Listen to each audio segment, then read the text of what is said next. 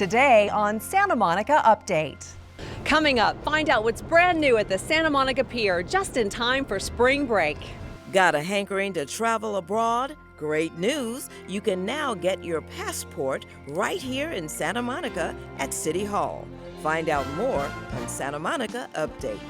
We're taking you inside the Owlie Awards to show you the women of Santa Monica who embody the characteristics of courage, character, and commitment. We have these fun, interesting, and important stories along with more news about the city of Santa Monica in today's show. I'm Tamara Henry. Santa Monica Update, your source for local news in Santa Monica. Santa Monica Update starts now. Hello, everybody. Healthy nail salons are being honored in Santa Monica for their efforts to reduce exposure to the toxic trio of chemicals that can cause cancer, birth defects, and miscarriages. Those three chemicals, toluene, dibutyl phthalate, and formaldehyde, are the subject of a statewide push to remove them from use in nail salons. A recent study on the 3rd Street Promenade found that 95% of local consumers prefer healthy nail salons. In Santa Monica, those are Cute Nails, Nancy's Nails, Santa Monica Beach Nail Spa, and Tracy's Nail Spa. These salons are training their operators in using nitrile gloves, having adequate ventilation, and keeping up with changes in the field, all aiming to reduce their customers' and employees' exposure to this toxic trio of chemicals. You'll find more information at CaliforniaHealthyNailSalons.org. The Santa Monica City Attorney has obtained a 10-year agreement to resolve tenant harassment complaints at a 49-unit apartment building in downtown Santa Monica. The settlement with the owners and managers of the AZ Shores at 1305 2nd Street resolves harassment and privacy complaints filed by several tenants of the building.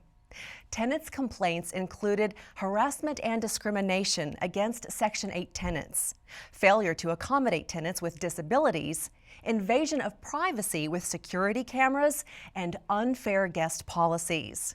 This is a great result for the tenants, said Deputy City Attorney Gary Rhodes. It covers nearly all aspects of their tenancy. And we believe the privacy terms dealing with security cameras and guests are the first of their kind in the city and probably the county. The owners and manager entered into the agreement as a compromise and without admitting liability, fault, or guilt. Their attorneys said in public media that it was never the owners or manager's intent to inconvenience tenants or otherwise give them the impression that they are not welcome to stay in their homes. The city attorney's office will continue to monitor the agreement for a period of 10 years. Each month, the Santa Monica Police Department's Traffic Enforcement Section focuses on behaviors that are primary causes of traffic collisions. This month, motor officers are targeting violations involving pedestrians.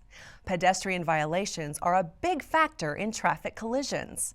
Pedestrian violations that have resulted in collisions are jaywalking, walking against a red light or don't walk symbol, failure to yield right-of-way to oncoming traffic, and pedestrians in the roadway. Lieutenant Trissler wants to remind pedestrians to make sure they get to their destination safely by following the rules of the road. Questions about the enforcement effort may be directed to Sergeant Philbo Rubish at 310-458-8950 or Lieutenant J. Trissler at 310-458-8471. What's new at the pier these days? We went all the way to the end of Route 66 to find out what's new at the Santa Monica Pier. Spring break. Have you made plans yet?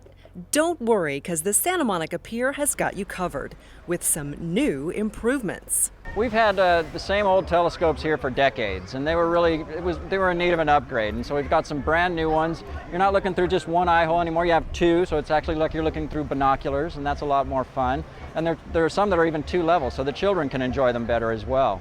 The better to see you with, my dear. And the telescopes are not the only thing at the pier that are all bright, shiny, and new.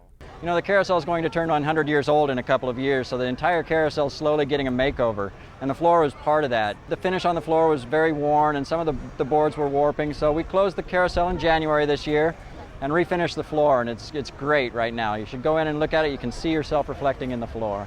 If all this makes you hungry, you'll want to try a couple of restaurants that have something new for your eyes and your taste buds. We're very excited to announce the opening of the Pier's newest restaurant, Mare.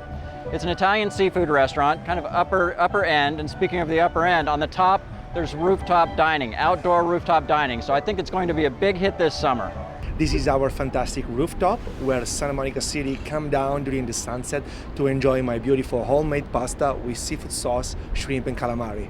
The Albright, which used to be called Santa Monica Pier Seafood since 1977, now has a brand new menu and decor if you're looking for a more casual experience of a fish shack on the beach where you can crack your crab legs. We do get a lot of people from Europe that come here vacationing, and I get comments all the time telling us that they think our fish and chips are as good as back home, if not better, so it's a pretty good compliment. But we also have fresh live lobster and crab out of the tank, and there's not a lot of places that are doing that. Make sure you end up in the best spot for spring break right here on the pier. Reporting for Santa Monica Update, I'm Tamara Henry. For more information about the pier, go to santamonicapier.org. Santa Monica City Hall is now your place for international travel, meaning you can now get your passport at the city clerk's office in City Hall. Gail Choice reports. We decided a year ago to put in an application and see if we would be able to be accepted as a passport facility. We thought with the post office closing on 5th Street that it might be easier. We have parking, it would be more accessible for the public. And so it would also be a revenue generator for us as well. It's a win-win situation for the city of Santa Monica, and the hassles of getting a passport at the post office is now a thing of the past. We are a passport acceptance facility, which is the same thing that the post offices do. So you come here and you can take your picture. That's an additional cost, but we can take the picture, we can process your passport paperwork, we can process it for your children, or if there's variants of different forms that you can fill out. And we process that. We do the executing, so we then take all of your documents, we send it off to the passport, to the State Department, and then they in turn issue the passports to you. When you get your passport at Santa Monica's city clerk's office, you enjoy other advantages as well. We work in the same capacity as the post office would. The only thing is that we have a set amount of hours, we have more staff. At the passport, usually at the post offices, they usually only have one person that processes passports, and they're the only person who is trained, who is an agent to do that. And so, unfortunately, they only set 2 or 3 appointments a day because they also have to work the counter. But this way, we are open, at least 4 days a week, sometimes 5, and we have a large staff, so we're able to process the passports. If you are getting a passport, make sure you make an appointment and be prepared. We are only doing appointments right now. So it's appointments only, so they would have to call us here at City Hall, or they can go online and they can request an appointment. We will then notify them via email of the time that they're scheduled. And it depends on how many people they have, if they're taking, what type of passport they're requesting, so we block out the time for them. If you're going to do it, we would definitely encourage everybody to go to our website, to go to the state page and see what documents are required.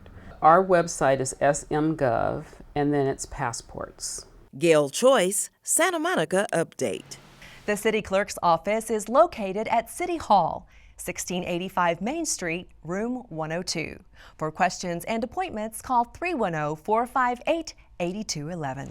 When it comes to women in business, Santa Monica is the place where women lead the way. I was honored to attend the annual networking breakfast and was inspired by 2 women who received the Owlie Award. Take a look.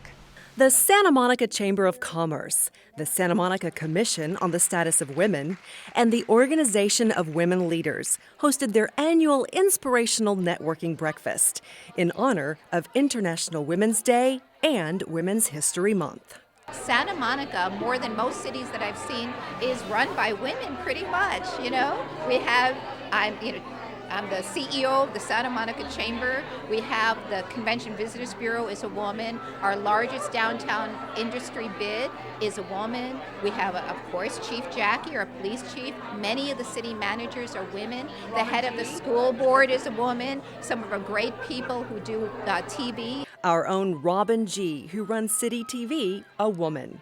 This motivational event gathered top women business leaders from around Santa Monica at the La Meridian Delfina, honoring Santa Monica Chief of Police Jacqueline A. SEABROOKS. Well, I feel very honored, I feel very privileged, and it's a wonderful opportunity to network with women near and far on an important topic of Women's Day.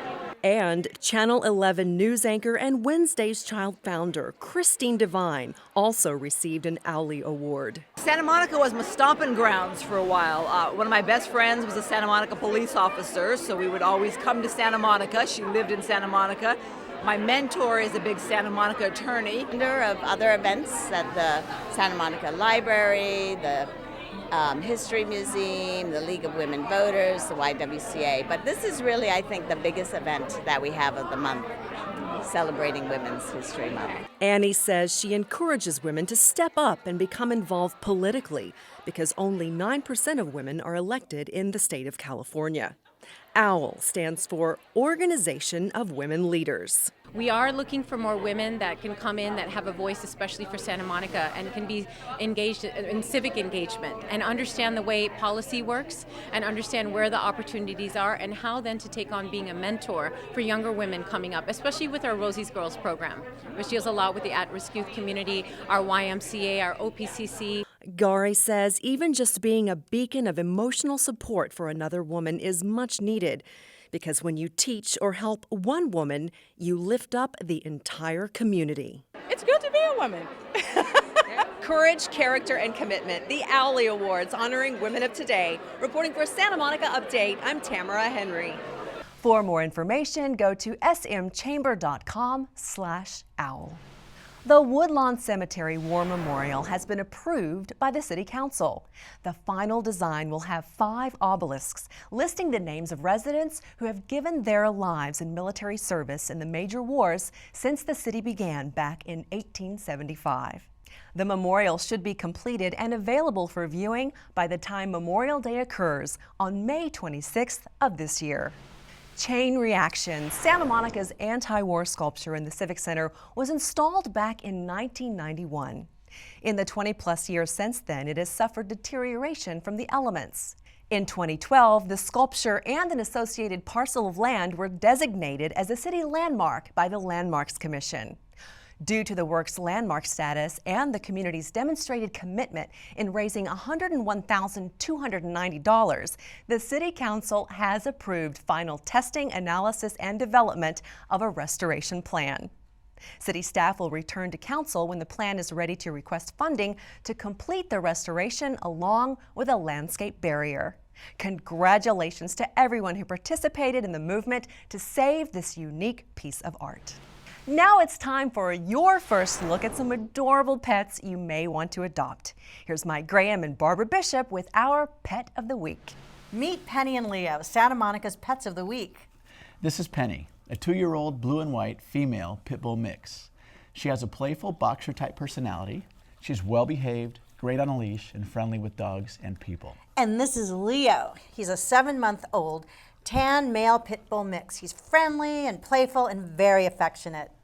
Both dogs would be great in homes with older kids. They're current on their vaccinations and have been spayed or neutered.